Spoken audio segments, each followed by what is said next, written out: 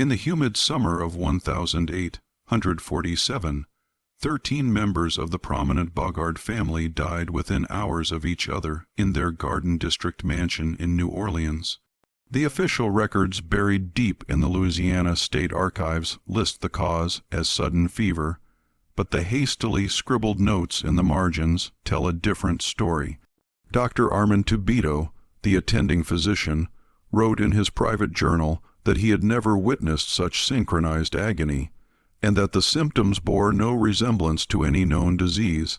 The victims' fingernails had turned black, their tongues swollen purple, and their final screams echoed through the mansion's halls until dawn.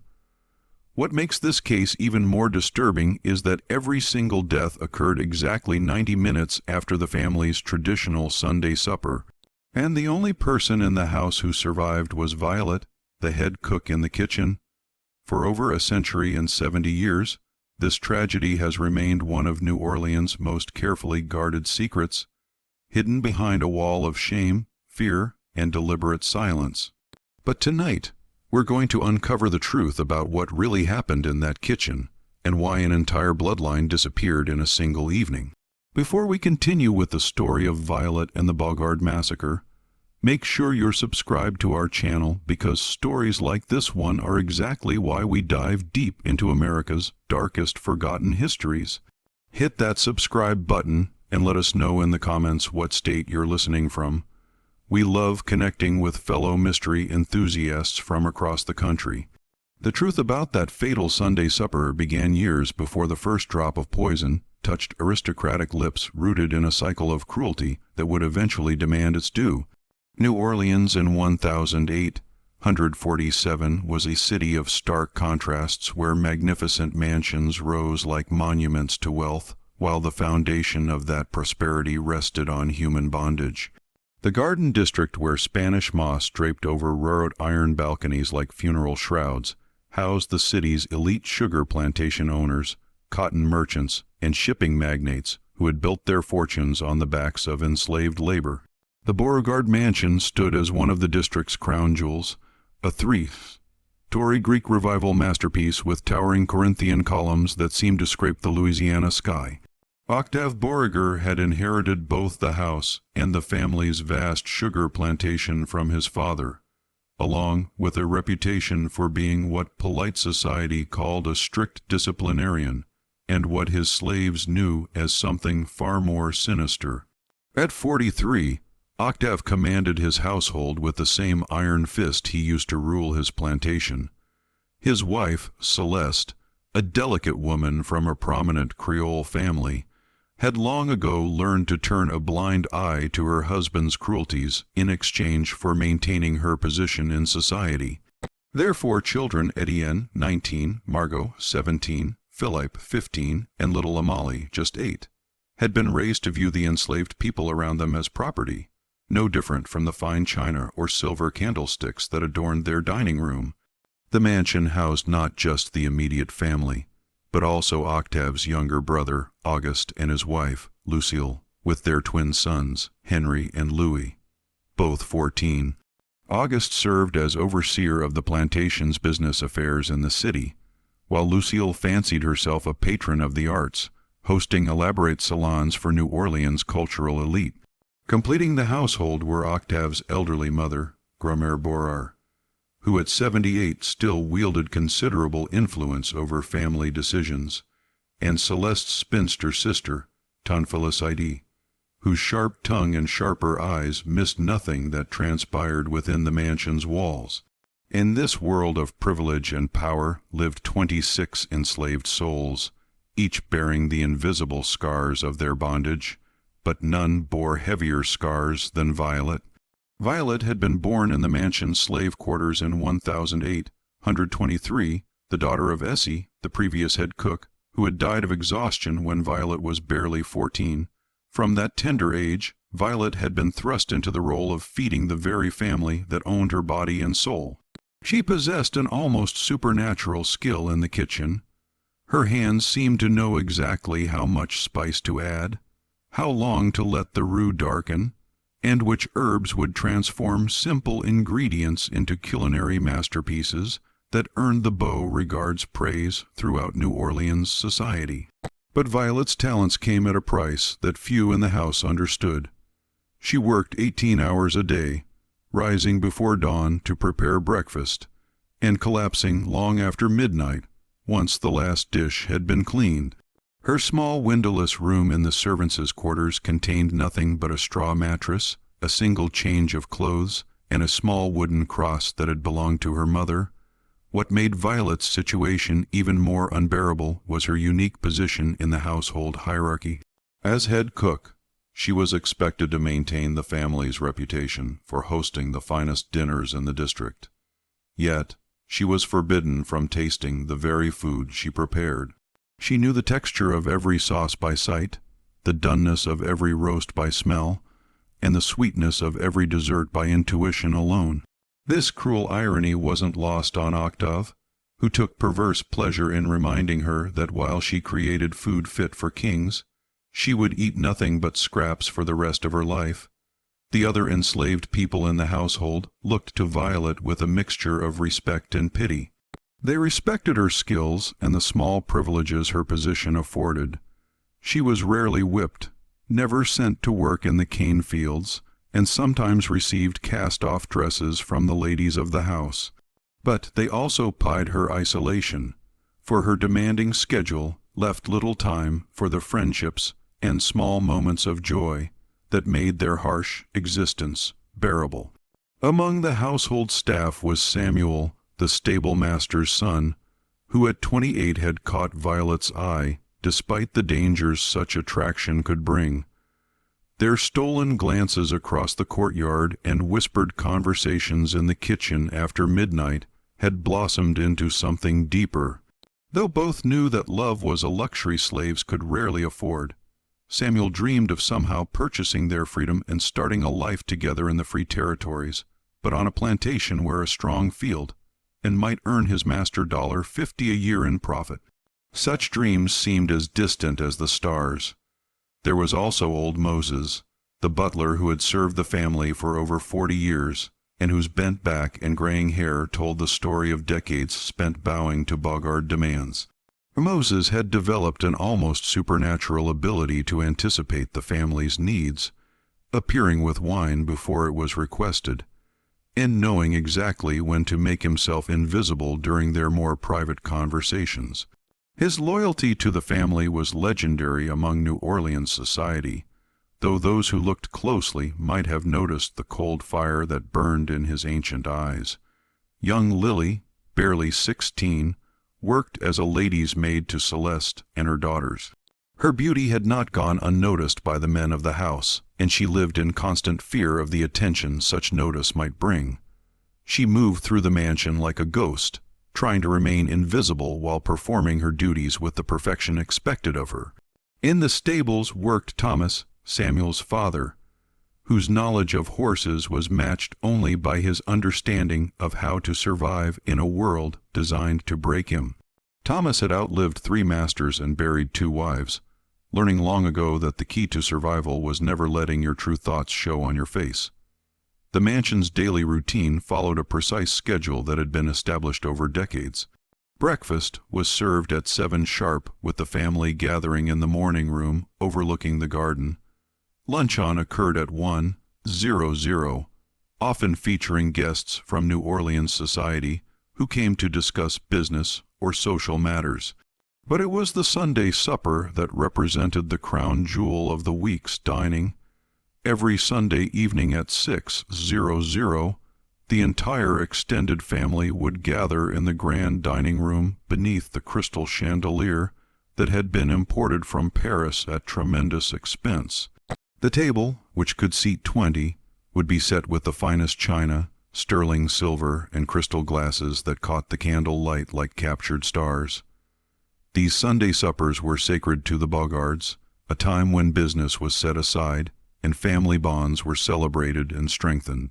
For Violet, Sunday suppers represented the culmination of her weekly efforts. She would begin preparing on Friday, selecting the finest ingredients from the French market, planning a menu that would showcase her skills while honoring the family's Creole heritage.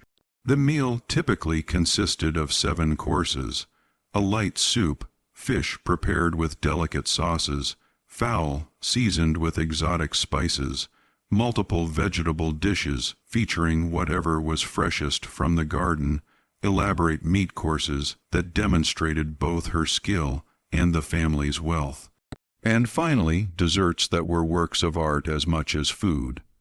The family's Sunday ritual was as predictable as the sunrise. They would gather in the parlor at 5:30 for cocktails, the men enjoying imported brandy while the ladies sipped delicate cordials. Conversation would flow over topics ranging from plantation business to New Orleans gossip, with the children expected to listen respectfully to their elders. At precisely 6:00, old Moses would announce that supper was served, and the family would process into the dining room with the ceremony of a religious procession. Octave always sat at the head of the table with Celeste at the opposite end. The children and extended family members took their assigned seats according to a hierarchy that had been established years ago and never varied. Grere Beauregard, despite her advanced age, maintained her position of honor at Octave's right hand, while Agagust sat to his left. The conversation during these meals was carefully orchestrated, with each family member understanding their role in maintaining the image of harmonious prosperity. But beneath the surface of this carefully constructed domestic tranquility, tensions simmered like a pot ready to boil over. The spring of 1847 had brought unusual stress to the Beauregard household. The sugar crop had been poor the previous year due to flooding, and creditors were beginning to make uncomfortable inquiries about outstanding debts. Octave had been forced to sell several pieces of property, and was considering the unthinkable option of selling some of his slaves to raise capital. These financial pressures had made Octave even more volatile than usual. His temper, which had never been pleasant, had become explosive and unpredictable. The enslaved people of the household learned to read the warning signs: the way his jaw would clench when reviewing ledgers, the sharp tone he would use when giving orders, and most dangerously, the way his eyes would grow cold and calculating when he was planning some new cruelty. It was during this period of mounting tension that Violet's relationship with Samuel began to deepen into something that could no longer be hidden or ignored. The catalyst for the tragedy that would unfold came on a sweltering Thursday afternoon in late June 1847, when the Louisiana heat seemed to press down on New Orleans like a suffocating blanket. Violet was in the kitchen preparing for a dinner party the Beauregards were hosting for visiting Charleston plantation owners, carefully arranging canapes when she heard Samuel's voice from the courtyard, raised in what sounded like distress. She rushed to the kitchen window and saw a scene that would forever change the course of her life. Samuel was on his knees in the dusty courtyard, his shirt torn and bloody, while Octave stood over him with a leather whip in his hand. The master's face was twisted with rage, spittle flying from his lips as he screamed accusations. "You dare look at my daughter with those eyes." Octave's voice carried clearly through the humid air. "You forget your place, boy." Violet's blood turned to ice as she realized what had happened. Margaret, Octave's 17, your old daughter, had been spending more time in the stables recently, and Violet had noticed the way the girl's cheeks would flush whenever Samuel was nearby. She had also seen Samuel's discomfort at this unwanted attention, his careful attempts to avoid being alone with any of the white women in the household. But in the twisted logic of plantation life, a slave's discomfort at unwanted attention was interpreted as presumption, and presumption was a crime punishable by death. "Please, Master Beauregard," Samuel gasped between blows. I would never." Silence. Octave's whip cracked again, leaving another bloody stripe across Samuel's back. "Your silence is guilt enough, but it was what happened next that sealed everyone's fate," as Octave raised his arm for another blow. Violet couldn't contain herself any longer. She burst from the kitchen door and threw herself between the whip and Samuel's bleeding back. "Please, Master Octave," she cried. "Samuel done nothing wrong. He's a good man. He works hard."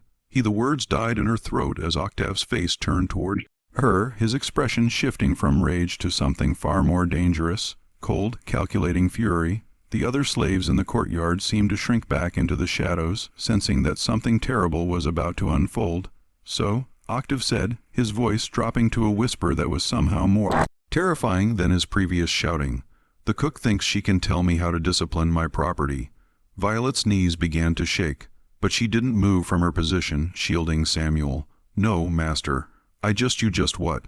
Octave stepped closer, so close she could smell the brandy on his breath and see the network of broken blood vessels in his eyes. "You just think you can interfere with your betters. You think because you can cook a decent meal, you have the right to question my judgment." The silence that followed was broken only by the sound of Samuel's labored breathing and the distant call of a mocking bird from somewhere in the garden. Violet knew she had crossed a line from which there was no return, but as she looked down at Samuel's bleeding form, she realized she didn't care. "Samuel is a good man," she repeated, her voice stronger now. "He ain't done nothing to deserve this." Octave's laugh was like the sound of breaking glass. "A good man? He's property, girl. My property, and so are you." He leaned closer, his voice dropping to a whisper. "But I think you've forgotten that, haven't you? I think you've gotten ideas above your station." What followed was a punishment that went far beyond physical pain. Octave ordered Samuel to be locked in the stable's tack room with no food or water, declaring that he would remain there until he learned proper respect. But for Violet, he devised something far more cruel. From now on, he announced to the assembled household, "Violet will prepare all meals as usual, but she will not eat until every member of this family has declared themselves satisfied with her work. And since I am very difficult to satisfy," he let the threat hang in the air like smoke from a funeral pea. The next 3 days were a nightmare beyond description. Violet continued to prepare elaborate meals for the family while subsisting on nothing but water, and the occasional scrap that old Moses or Lily could sneak to her when no one was watching. Her hands shook as she kneaded bread. Her vision blurred as she stirred sauces, and her legs could barely support her weight as she carried heavy platters to the dining room. But worse than her physical suffering was the psychological torture Octave inflicted. He would find fault with every dish. The soup was too salty, the meat too tough, the vegetables overcooked, and each criticism meant another day without food. He took visible pleasure in describing the flavors and textures of each dish while she stood in the corner of the dining room, forced to watch him eat the food she had prepared, but could not taste. On the second day of her punishment, Samuel managed to escape from the tack room, driven by desperation and concern for Violet. He made it as far as the kitchen before Octave's men caught him. The beating that followed was savage enough that Dr. Tobito had to be called to ensure Samuel wouldn't die before Octave was finished with him. It was while tending to Samuel's wounds that Dr. Tobito made an observation that would prove crucial to understanding what followed. As he cleaned Samuel's injuries, he noticed that Violet was hovering nearby, her face gaunt from hunger, but her eyes burning with an intensity that made him uncomfortable. "That girl," he told his wife later that evening, "has the look of someone who has been pushed past the breaking point. I've seen it before in slaves who have been driven too far. It's a dangerous look." Dr. Tobito was a man who understood the delicate balance that held plantation society together.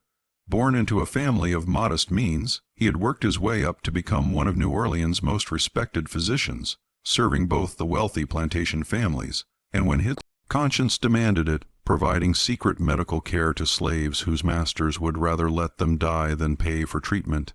He had seen enough cruelty over the years to understand its effects on the human soul. He knew that most people, when pushed beyond their limits, would simply break. They would become hollow shells going through the motions of life without really living. But some, a dangerous few, would transform their suffering into something harder and more focused. These were the ones who would smile while planning revenge, who would wait patiently for the perfect moment to strike back. As he looked at Violet that day, tending to Samuel's wounds with hands that should have been trembling with exhaustion, but were instead steady with purpose, Dr. Tobito recognized the signs.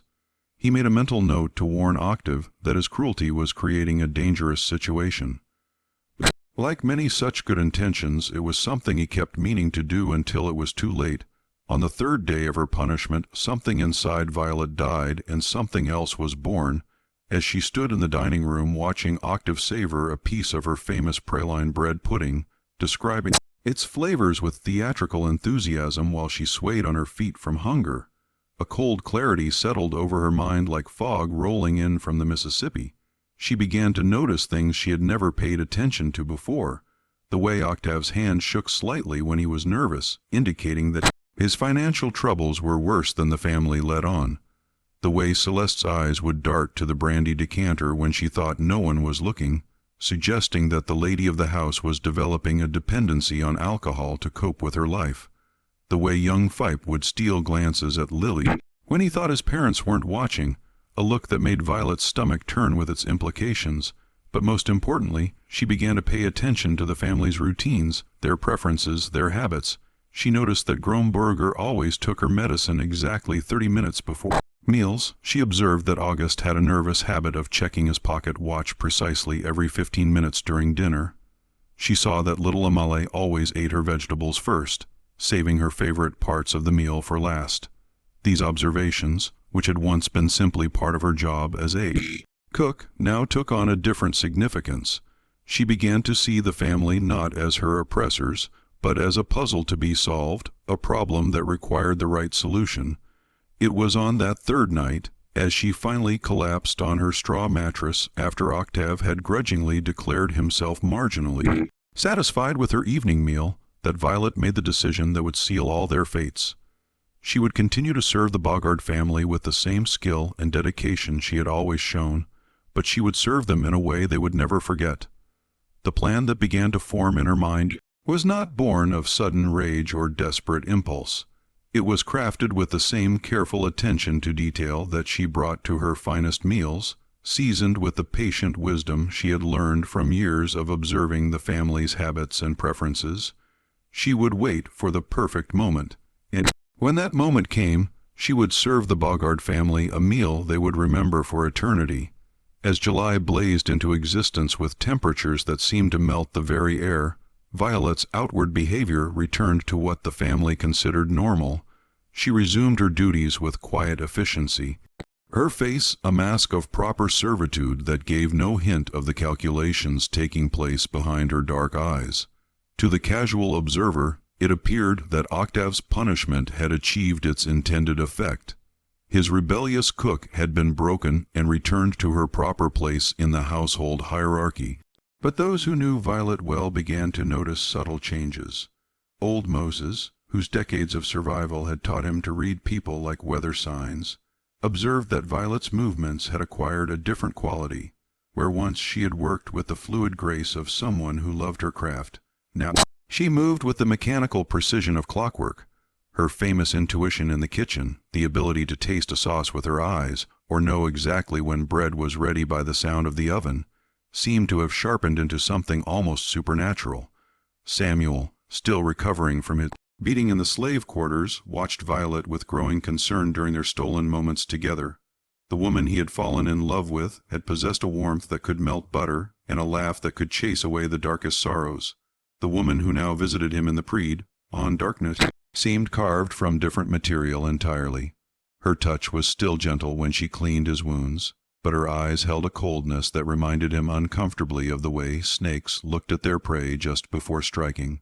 "Violet," he whispered one morning as she prepared to return to the kitchen, "you're scaring me, girl. What's going on in that head of yours?" She paused at the door, her silhouette framed against the pale morning light filtering through the quarter's single window. When she turned back to look at him, Samuel saw something in her face that made his blood run cold. "I'm going to take care of everything," she said quietly. "You don't need to worry any more."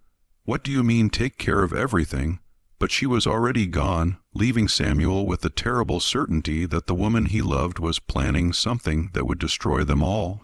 The changes in Violet's behavior were subtle enough that the Bogart family remained oblivious to them. If anything, they were pleased with what they saw as the positive effects of Octave's discipline. Violet's meals had always been exceptional, but now they seemed to reach new heights of culinary artistry. Her presentations became more elaborate, her flavor combinations more sophisticated, and her attention to detail almost obsessive in its perfection. What the family didn't realize was that Violet had begun conducting a different kind of research. During her daily trips to the French market, she made stops that had nothing to do with food preparation. She began visiting the herb vendors and medicine women who operated in the shadows of New Orleans' official commerce, asking questions about plants and their properties that might have seemed innocent to a casual observer, but carried much darker implications. New Orleans in 147 was a city where the boundaries between medicine and magic, between healing and harm, were often blurred. The influence of African traditions, Caribbean voodoo practices, and Native American plant knowledge had created an underground network of healers and practitioners who understood the dual nature of many natural substances. What could cure in small doses could kill in larger ones, and what could heal the body might also poison it, depending on the knowledge and intentions of the person doing the mixing. Violet's visits to these practitioners were careful and spaced far apart. She never asked direct questions, but instead engaged in seemingly casual conversations about herbs and their uses. She learned which plants could cause stomach pain that might be mistaken for food poisoning, which mushrooms could induce symptoms that resembled sudden fever, and most importantly, which combinations of natural substances could produce effects that would puzzle even experienced doctors. Her most valuable source of information came from an unlikely friendship she developed with Mama Brigitte, an elderly Creole woman who sold herbs and remedies at a stall in the deepest corner of the French market. Mama Brigitte, it was rumored to be over 90 years old, though her exact age was a mystery that seemed to deepen rather than resolve with time. She had been born free in Haiti before the Great Revolution, and her knowledge of plants and their properties was legendary among those who knew where to look for such wisdom. Mama Brigitte never asked why a kitchen slave was so interested in learning about the medicinal properties of various herbs and roots. Perhaps she sensed the desperation beneath Violet's careful questions, or perhaps she simply understood that knowledge was a form of power that should not be denied to those who needed it most. Whatever her reasons, she began to share information that no respectable apothecary would ever discuss with a slave. "This route here," she would say, holding up a gnarled piece of what looked like tree bark. "It good for stomach troubles in small amounts, but you use too much and it cause problems the other way. Make a person very sick, very quick." Violet absorbed this information like a sponge, filing away every detail for future reference. She learned about plants that could cause respiratory distress, herbs that could affect heart rhythm, and mushrooms that could produce neurological symptoms that might easily be mistaken for apoplexy or sudden fever. But perhaps most valuable of all, she learned about timing and dosage. Mama Brigitte explained how the human body processed different substances, how long it took for various poisons to take effect, and how to calculate dosages based on body weight and constitution. This knowledge transformed Violet's understanding of her craft. She began to see cooking not just as a way to nourish bodies, but as a means to control them. As summer progressed, Violet began conducting small experiments that went completely unnoticed by the household. She would add tiny amounts of various herbs to different dishes, carefully observing the family's reactions. A pinch of one root might cause August to complain of mild indigestion. A small amount of another herb might make young Phil feel slightly nauseous after dinner. These experiments taught her about individual tolerances, sensitivities, and reactions that would prove crucial to her ultimate plan. The family, of course, attributed any minor digestive issues to the heat and humidity of the Louisiana summer when Celeste complained of occasional stomach upset. Dr. Tibito prescribed a mild tonic and advised her to avoid rich foods during the hottest part of the day. When little Emily seemed listless after a few meals, it was chalked up to the natural effects of the oppressive heat on a child's constitution. Meanwhile, Violet's relationship with the other slaves began to change in ways that reflected her growing isolation and single-minded focus. She had always been somewhat apart from the rest of the household staff due to her demanding position and long hours. But now she began to withdraw even from those few friendships that had sustained her through the darkest periods of her servitude. Lily, who had often sought Violet's advice and comfort during her most difficult moments, found her approaches met with polite but distant responses. Old Moses, who had served as something of a father figure to Violet since her mother's death, noticed that their conversations became increasingly superficial and brief. Even Thomas, Samuel's father, began to feel uncomfortable around Violet, sensing something in her demeanor that reminded him of dangerous dogs he had known. Quiet and controlled on the surface, but coiled and ready to strike. The only person who seemed to have any insight into Violet's true state of mind was Samuel, and even he was kept at arm's length as she focused more and more intensively on her preparations. During their rare moments together, he would try to draw her out to understand what was happening behind her increasingly impenetrable facade. "You're changing, Violet," he told her one night in August as they sat in the small garden behind the slave quarters, speaking in whispers to avoid detection. "You're becoming someone I don't recognize." Violet looked up at the stars, barely visible through the oppressive humidity inside. For a moment her mask slipped, and Samuel saw a glimpse of the pain and rage she had been carrying alone for so many weeks. "They took everything from me," she said quietly, "my mama, my childhood, my freedom, and when I finally found something worth caring about, when I found you, they took that too. They beat you like an animal and made me watch. They starved me and made it into entertainment."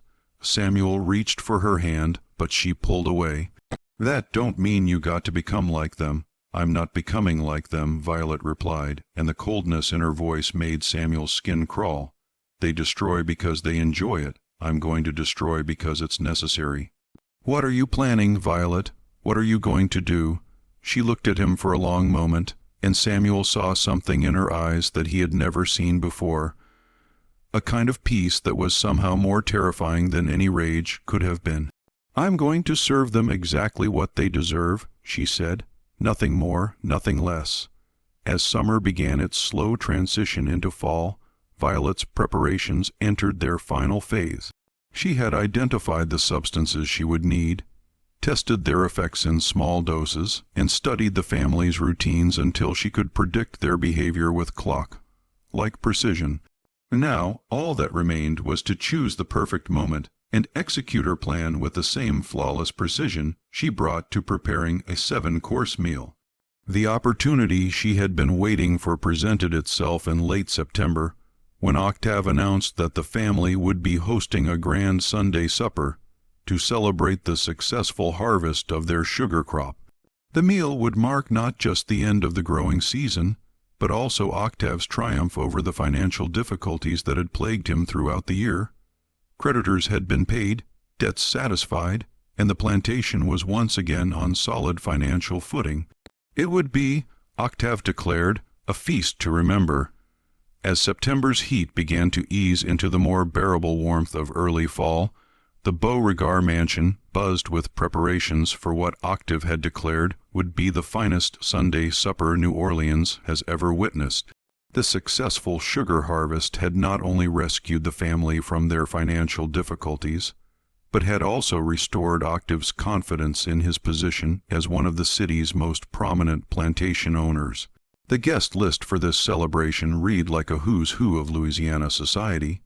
Judge Honor Dufresne and his wife would attend along with banker Edouard Blanchard and the influential merchant Ollie Budrow. The Reverend Father Antone Marini would bless the meal, while Dr. Armand Tibito would be present both as family physician and as one of Octave's oldest friends. Even Mayor Augustus Shuto had accepted the invitation, bringing the total number of guests to 23 souls who would join the 13 members of the Beauregard family for an evening of celebration and excess. For Violet, this represented the culmination of everything she had been working toward. A grand Sunday supper with the extended family and New Orleans' most prominent citizens would provide the perfect stage for her final performance. The scale of the event would require her to work with absolute precision. coordinating multiple courses while maintaining the flawless timing that had made her reputation throughout the city. But what made this evening particularly perfect for Violet's purposes was a decision have regarding the staff.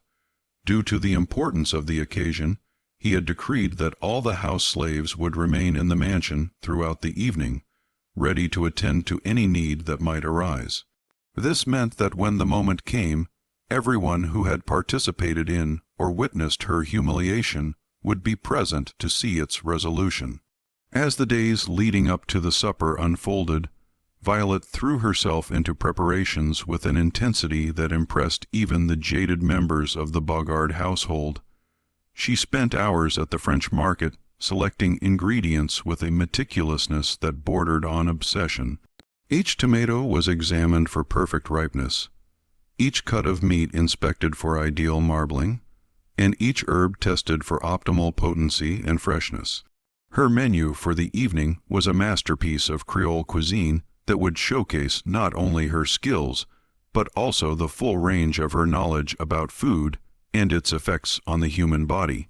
The meal would begin with a delicate turtle soup, seasoned with precisely the right balance of herbs to stimulate appetite and create a sense of anticipation for what would follow. This would be followed by pompano, prepared with an elaborate sauce that required hours of careful preparation and timing. The third course would feature squab stuffed with an intricate mixture of rice, vegetables, and seasonings that had been in Violet's family for generations, though she had made certain modifications to the traditional recipe that none of her ancestors would have approved of. The meat courses would include both beef and pork prepared in different styles, accompanied by vegetables from the mansion's own garden and bread that had been rising for exactly the right amount of time to achieve perfect texture and flavor. But it was the dessert course that represented Violet's true masterpiece. She planned to serve her famous bread pudding made with pralines and a custard sauce that had been the talk of New Orleans society for years.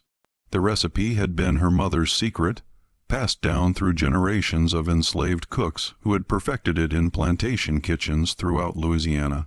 Violet had spent years refining the dish until it reached a level of complexity and sophistication that made it the requested finale for every important Bogard dinner. What none of the diners would realize was that Violet had spent the past month perfecting a very different kind of recipe, one that would transform this celebration into something far more memorable than any of them could possibly imagine. Her final preparations began on Friday morning when she made her last visit to Mom, a brage its stall in the French market. The old woman greeted her with the same knowing smile she had worn during all their previous encounters. But this time there was something different in her ancient eyes, a kind of sadness that seemed to acknowledge what was about to unfold. "You sure about this path you're walking, child?" Mama Brait asked as she wrapped the final herbs Violet would need in a piece of brown paper. "Once you start down this road, there ain't no turning back." Violet met her gaze without flinching. "I'm already too far down the road to turn back." They made sure of that. Mama Bridget nodded slowly and handed over the package. "Then may God have mercy on all your souls," she whispered, "because none of you going to find it anywhere else." That weekend, as Violet began the intricate process of preparing for Sunday's feast, her behavior took on an almost ritualistic quality that disturbed those who observed it closely. She moved through the kitchen with the precision of a clockmaker assembling the most delicate timepiece, each action calculated and deliberate. Her usual practice of humming while she worked had ceased entirely, replaced by a silence that seemed to fill the kitchen like fog. Samuel, still recovering from his injuries, but now able to move around the plantation with limited mobility, found excuses to visit the kitchen throughout the weekend.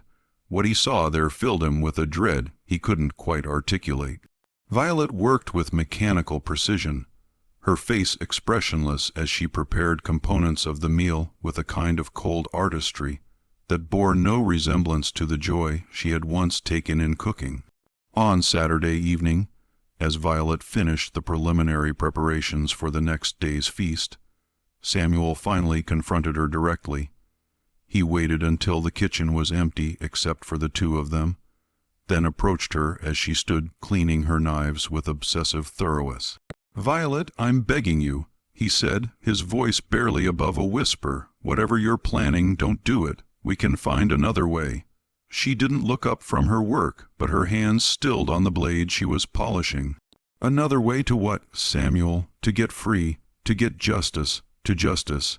She finally raised her eyes to meet his, and Samuel saw something in them that made him step backward involuntarily. "You think there's justice for people like us.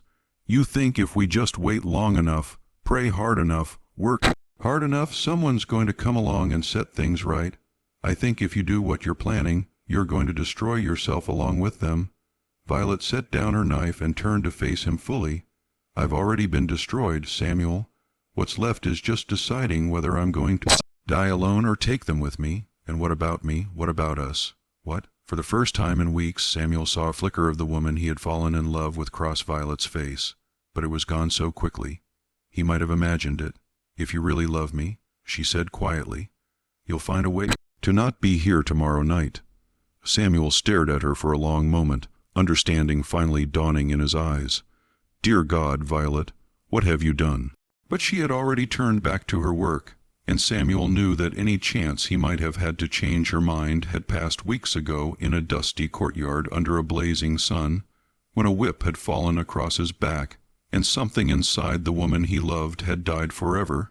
Sunday, October 3rd, 1847, dawned clear and cool with the first hint of autumn in the air that made New Orleans residents grateful for the end of another brutal summer. The Bogard mansion came alive before sunrise as the household staff prepared for what everyone understood would be the social event of the season. Violet rose before dawn, as she had every day for the past 10 years. But this morning held a significance that went far beyond routine. As she dressed in the clean white apron and head wrap that were the uniform of her position, she caught sight of herself in the small piece of broken mirror that served as her only vanity. The face that looked back at her seemed to belong to a stranger, hollow, chafed from the weight she had lost during her punishment, with eyes that held a kind of terrible calm. She spent a moment studying her reflection, memorizing the face of the woman she had been, before turning away to begin the most important day's work of her life. The kitchen became a symphony of controlled chaos as Violet orchestrated the preparation of the most elaborate meal she had ever attempted. But unlike previous grand dinners where she had worked alongside other kitchen staff, today she insisted on handling the most crucial elements entirely alone.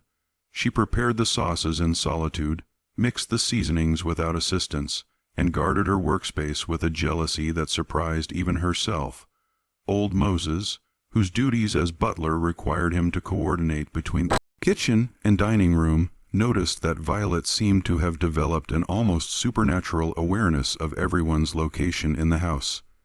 She would pause in her work whenever footsteps approached, and several times he caught her listening intently to conversations in other rooms, as if she were tracking the movements of every person in the mansion. "Girl's got ears like a cat today," he muttered to Lily as they polished silver in the pantry, acting stranger than I've ever seen her act. Lily, whose own nerves were stretched thin by the pressure of serving such important guests, nodded absently. She'd been acting strange for weeks now, ever since Master Octave punished her and Samuel. What neither of them realized was that Violet's heightened awareness served a very specific purpose. She had spent months learning the family's routines and habits, but today she needed to track their precise locations and activities to ensure that her timing would be perfect. Every element of her plan depended on synchronization that would make a Swiss clockmaker proud. As the morning progressed, the mansion filled with the sounds and smells of preparation. Fresh flowers were arranged in every room, crystal was polished to a shine that seemed to capture and multiply candle light, and the dining room table was set with a precision that bordered on the mathematical. The Bogard family's finest china, imported from Limoges at tremendous expense, gleamed against Irish linen tablecloths, while sterling silver utensils caught the light from the chandelier like scattered stars. Around noon, the family members began their own preparations for the evening's festivities. Celeste spent hours with Lily, arranging her hair in an elaborate style that required dozens of pins and a liberal application of pomade. Gromborar, despite her advanced age, insisted on wearing her finest black silk dress and the emerald jewelry that had been in the family for 3 generations. The men of the family gathered in Octave's study to sample the imported brandy that would be served after dinner, their conversation ranging from the success of the sugar harvest to speculation about the political situation in Washington. August, flushed with pride over the plantation's financial recovery, was in particularly good spirits, regaling the others with stories of his shrewd business negotiations. Young Phipe and the twin sons Ori and Louis had been given new suits for the occasion, while little Emily was dressed in a white orandandy dress that made her look like a small angel. The children had been strictly instructed on their behavior for the evening. They were to be seen and admired, were to speak only when spoken to, and were never to interrupt adult conversation. As the afternoon wore on, guests began arriving at the mansion. Judge Dufresne and his wife Matilda came first, followed shortly by banker Blanchard and his daughter Celestine, a young woman whose beauty and dowry had made her the target of every unmarried gentleman in New Orleans. Dr. Tobito arrived with his usual medical bag, though he hoped fervently that his services wouldn't be needed during what promised to be a joyous occasion. The arrival of Mayor Chutteau created a particular stir of excitement, as his presence lent an air of political importance to the gathering. The mayor, a portly man with impressive whiskers and a tendency toward Florida speeches, immediately launched into congratulations for Octave's successful harvest and predictions about the bright future of Louisiana's sugar industry. But it was during the arrival of the guests that Violet executed one of the most crucial elements of her plan.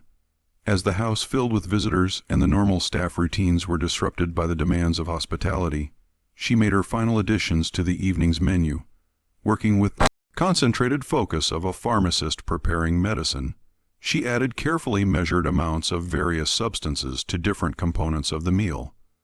Each dish received individual attention with ingredients added based on her detailed knowledge of each diner's preferences, physical constitution, and position at the table. The amounts were calculated with mathematical precision, enough to achieve the desired effect, but distributed in such a way that no single dish would contain enough to arouse suspicion if analyzed individually. What made Violet's preparation particularly diabolical was her understanding of timing and cumulative effects. The substances she had chosen would work slowly and in combination, creating symptoms that would build gradually throughout the meal before reaching their crescendo all at once. By the time anyone realized something was wrong, it would be far too late to identify the source or provide effective treatment. As 6:00 approached, the family and their guests gathered in the parlor for cocktails and conversation. The atmosphere was one of celebration and triumph, with Octave holding court like a king receiving tribute from his subjects. Conversation flowed as freely as the imported wine, covering topics from the latest fashions in Paris to speculation about California gold discoveries. Violet, observing from her position in the kitchen doorway, felt a kind of cold satisfaction as she watched the assembled gathering. Every person who had contributed to her suffering, every member of the family who had participated in or ignored her humiliation, every pillar of the society that had created and maintained the system that had stolen her life. They were all here dressed in their finest clothes and ready to partake of her masterwork. At exactly 6:00, old Moses appeared in the parlor doorway and bowed respectfully. "Ladies and gentlemen," he announced in his most formal voice, "supper is served." Just when we thought we'd seen it all, the horror in the Bogard mansion intensifies. If this story is giving you chills, share this video with a friend who loves dark mysteries. Hit that like button to support our content, and don't forget to subscribe to never miss stories like this. Let's discover together what happens next. The procession to the dining room followed the established protocol that had governed Bogard family meals for decades. Octave led the way with Mayor Chutteau, while Celeste followed with Judge Dufresne. The other guests and family members arranged themselves according to social hierarchy, with Grand Borar taking her position of honor despite requiring assistance from young Etienne to navigate the short distance from parlor to dining room. The dining room had been transformed into a vision of opulence that would have impressed even the most jaded members of New Orleans society. Dozens of candles cast a warm glow over the assembled company, while crystal glasses caught and reflected the light like captured diamonds. The aroma of Violet cooking filled the air with promises of culinary delights that had already set mouths watering throughout the house. As the diners took their assigned seats, a sense of anticipation filled the room. Octave had been praising Violet's skills throughout the week, building expectations for what he claimed would be the finest meal any of them had ever tasted. Even Dr. Tobito, who had eaten at the finest establishments in both New Orleans and Paris, found himself looking forward to experiencing the legendary artistry of Boggart Kitchen. Violet herself remained invisible to the diners, working behind the scenes with old Moses and the other servants to ensure that each course was presented with flawless timing and presentation. But unlike previous grand dinners, where she had taken visible pride in each dish as it left the kitchen, tonight she watched the service with the detached interest of a scientist observing an experiment. The first course, the delicate turtle soup, was received with the kind of enthusiastic praise that would have once filled Violet with joy. Judge Dufresne declared it a masterpiece of culinary arts, while banker Blanchard pronounced it superior to anything served in the finest restaurants of Paris. Even Gros Boggart, whose critical nature was legendary, nodded her approval as she savored the complex blend of flavors. What none of the diners realized was that the soup contained the first of several carefully measured doses that would work in combination throughout the evening. The herbs Violet had selected would be absorbed slowly into their systems, building toward a cumulative effect that would manifest only when all the components were in place. The second course, pompano, prepared with an elaborate sauce that had required hours of preparation, continued to earn universal acclaim. Mayor Chutteau, whose appreciation for fine food was well known throughout the city, declared it worthy of the gods themselves and requested the recipe, which Octave proudly promised to obtain from his talented cook. As the meal progressed, the conversation in the dining room became increasingly animated and jovial. The wine flowed freely, loosening tongues and creating an atmosphere of celebration that seemed to grow more festive with each course. Stories were shared, jokes were told, and toasts were raised to everything from the successful harvest to the bright future of Louisiana as a state. But Violet, watching from the kitchen doorway, began to notice subtle changes in some of the diners that escaped the attention of everyone else. August's usual hearty appetite seemed slightly diminished, though he continued to praise each dish enthusiastically. Celeste appeared to be experiencing mild discomfort, occasionally pressing her hand to her stomach in a gesture she tried to make subtle. Young Phipe looked slightly flushed, though this could easily be attributed to the excitement of dining with such distinguished guests. The meat courses were presented with a pageantry that drew gasps of admiration from the assembled company. The beef had been prepared according to a recipe that showcased not only Violet's technical skills, but also her artistic sensibilities, while the pork dish demonstrated flavor combinations that several of the guests declared they had never experienced before. It was during this portion of the meal that Dr. Tobito first noticed something that would later prove significant in his understanding of what transpired that evening. As he observed the other diners with the trained eye of a physician, he began to detect subtle signs of physical distress that seemed inconsistent with the joyful atmosphere. Gros Boggart, despite her vocal appreciation of the food, appeared to be experiencing some difficulty swallowing. Her grandson Henry was perspiring more heavily than the warm evening would warrant. Banker Blanchard's usual animated conversation style seemed to require more effort than normal, as if he were fighting some kind of fatigue. But these observations were fleeting and easily dismissed in the context of rich meal served on a warm evening to people who had been celebrating for hours. The Tobito made mental notes but saw no cause for immediate concern, particularly given the universal enthusiasm for each course as it was presented. The dessert course represented Violet's true masterpiece, not just of culinary art but of her more sinister craft as well. The bread pudding was prepared exactly as her mother had taught her, with pralines that had been cooked to perfect caramelization and a custard sauce that achieved a consistency that seemed almost impossible to achieve. But hidden within this triumph of traditional Creole cooking was the final component of Violet's deadly recipe. As the dessert was served, accompanied by coffee and after-dinner cordials, the praise reached almost ridiculous heights. Mayor Chutteau declared that he would have to revise his opinion of what constituted the finest dessert in Louisiana, while Judge Dufferus suggested that Violet's talents were wasted in a private household and that she should be cooking for royalty. Octave basked in the reflected glory of his cook's abilities, accepting congratulations as if he himself had created the magnificent meal. He raised his glass in a toast to the finest cook in all of Louisiana, whose talents have made this evening a triumph that will be remembered for years to come. If he had only known how prophetic those words would prove to be. As the meal concluded, and the diners settled back in their chairs with the satisfied exhaustion that comes from consuming a truly memorable feast, the first unmistakable signs of distress began to manifest. August, who had been regaling the table with amusing stories just moments before, suddenly stopped mid-sentence and pressed his hand to his throat, his face contorting in an expression of confusion and pain. "I feel," he began, but the words seemed to catch in his throat like thorns. Celeste, who had been fanning herself delicately with her silk fan, suddenly dropped it as her hands began to tremble uncontrollably.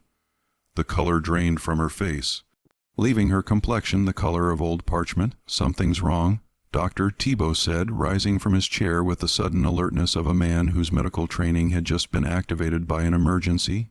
But even as he spoke, he felt his own stomach lurching in a way that had nothing to do with overeating. Within minutes, the elegant dining room had transformed into a scene of chaos and horror. One by one, the diners began experiencing symptoms that progressed with terrifying rapidity. What had begun as mild discomfort escalated quickly into severe abdominal pain, accompanied by nausea, difficulty breathing, and a burning sensation that seemed to spread through their bodies like wildfire. Gros Beauregard was the first to collapse, her aged body unable to withstand the assault of the substances coursing through her system. She fell from her chair with a crash that shattered the crystal water glass in front of her, sending shards across the mahogany table like deadly snowflakes. Young Amelie, her white orandandy dress, now stained with perspiration and worse, began crying for her mother with a voice that grew progressively weaker as the poison did its work. Her small body, with its faster metabolism, processed the deadly substances more quickly than the adults, making her suffering both more intense and mercifully briefer. Mayor Shutto, his political dignity forgotten in the face of mortal agony, crawled across the dining room floor toward the door, leaving a trail of vomit behind him as his body attempted futilely to purge itself of the substances that were systematically shutting down his organs.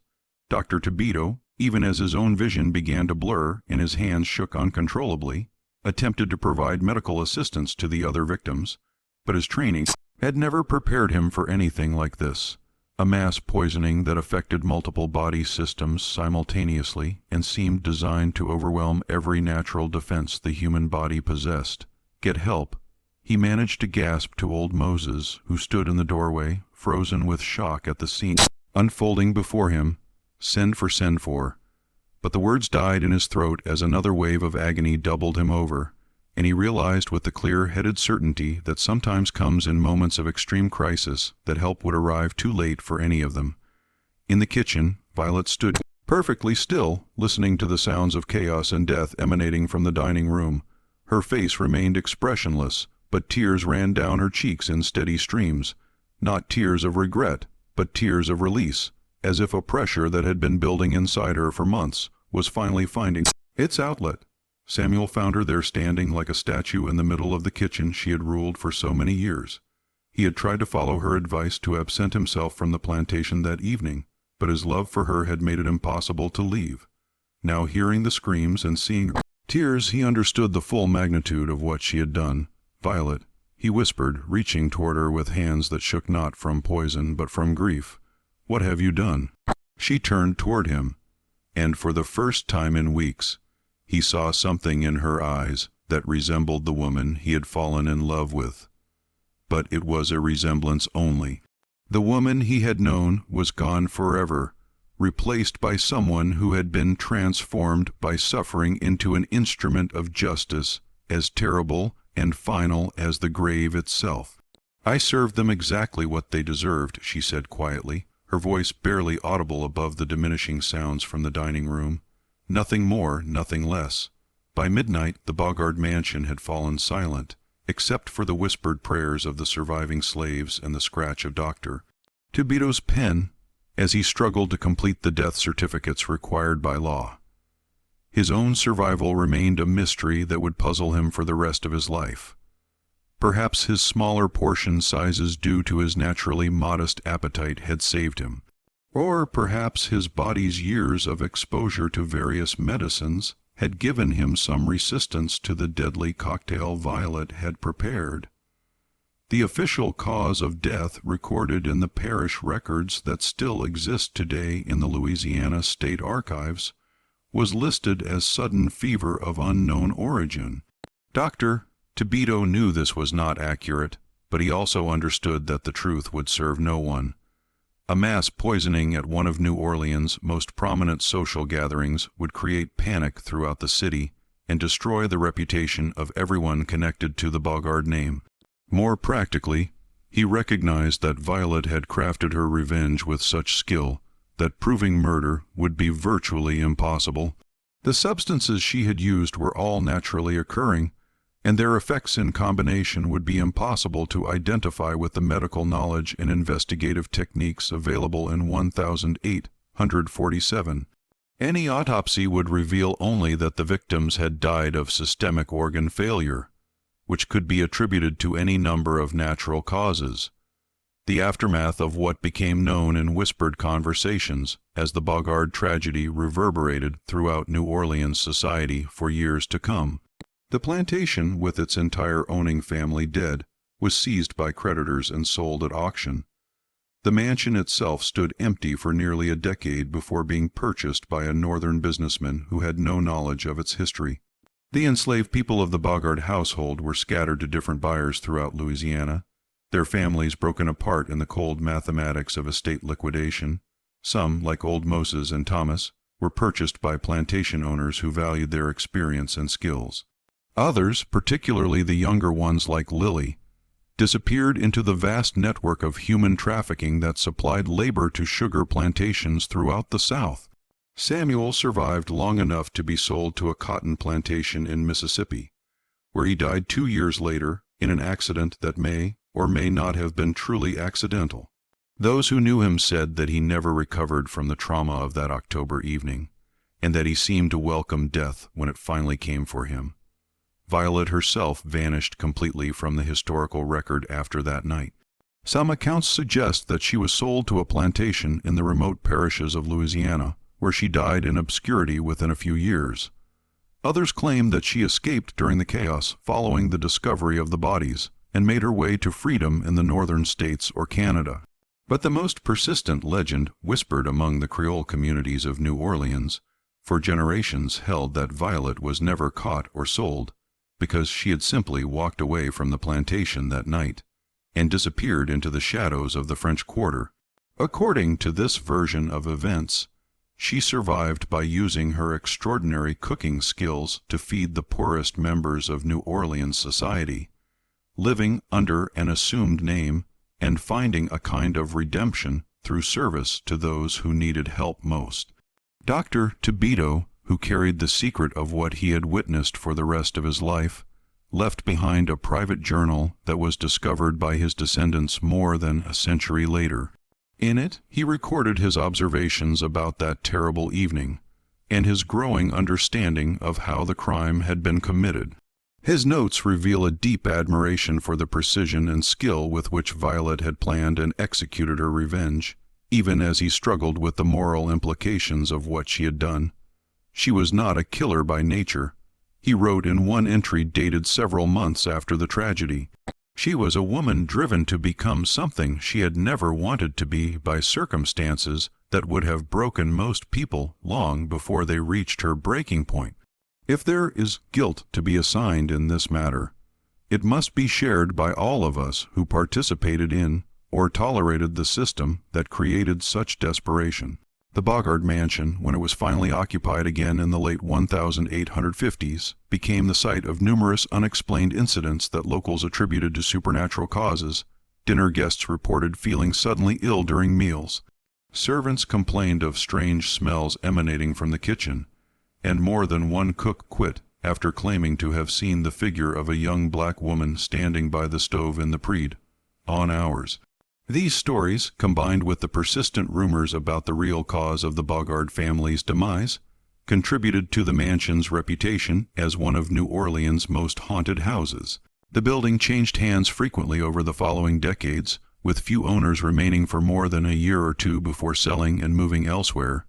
During the Civil War, the mansion was briefly occupied by Union forces and later served as a temporary hospital for wounded soldiers.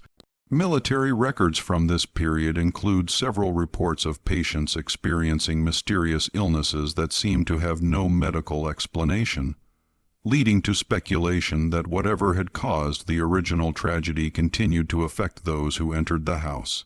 In the 1880s, the mansion was purchased by a historical society that intended to preserve it as an example of antebellum architecture. However, their efforts were frustrated by a series of accidents and setbacks that ultimately forced them to abandon the project. The building was finally demolished in 1894, with local newspapers reporting that the demolition crew found the kitchen to be in remarkably good condition despite decades of neglect, as if it had been preserved by some unknown force. The lot where the mansion once stood remained empty for many years before being developed into a small park that exists to this day. Local residents still report unusual incidents in the area: sudden illnesses during community gatherings, the smell of cooking food when no kitchens are nearby, and occasional sightings of a young black woman in antebellum dress walking through the park in the early morning hours. But perhaps the most lasting legacy of Violet's story lies not in ghost tales or supernatural speculation, but in the way it illustrates the human capacity for both cruelty and resistance. The system of slavery that created the conditions for this tragedy was built on the assumption that human beings could be reduced to property, that their suffering could be ignored, and that their humanity could be denied indefinitely without consequence. Violet's story serves as a stark reminder that such assumptions were not only morally wrong, but also dangerously naive. Every system of oppression carries within it the seeds of its own destruction, and those seeds are often planted by the very cruelties that the system depends upon to maintain itself. The 13 members of the Bogard family who died that October evening were not evil people in any simple sense of the word. They were products of their time and place, raised to see slavery as natural and normal, taught to view enslaved people as fundamentally different from themselves. But their willingness to participate in and benefit from a system built on human suffering created the conditions that would ultimately destroy them. In the end, Violet's vengeance was both completely understandable and utterly tragic.